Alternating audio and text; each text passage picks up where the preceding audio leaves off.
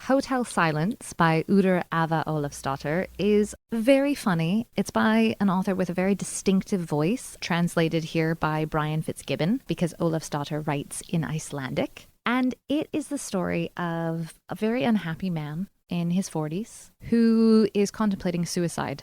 But the practicalities of committing suicide keep getting in the way, in that he's very concerned that his young adult daughter, she's in her early 20s, is going to find him. And he doesn't want to be an inconvenience. He wants to take his own life, but he doesn't want anyone to be put out. And so he hatches this plan that he's going to travel to a country that has recently been ravaged by war. There's a peace agreement now in place. And the country's never stated, and the timings are a bit obscure. I kept thinking maybe the Balkans.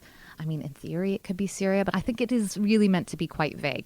And he arrives there. He brings his toolkit, practical man, because he's planning on hanging himself from the ceiling. This all sounds, again, quite bleak. Summer reading. But the brother and sister who are trying to rebuild this hotel, he's the second visitor. And they see his toolkit, and they're like, what's he here to do?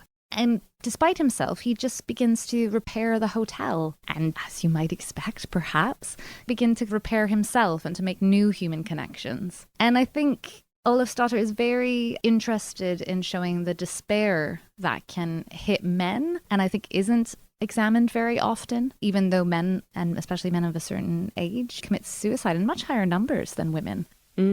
It's a delightful read. It sounds bleak, it sounds strange, and it isn't either of those things. It's just really heartwarming.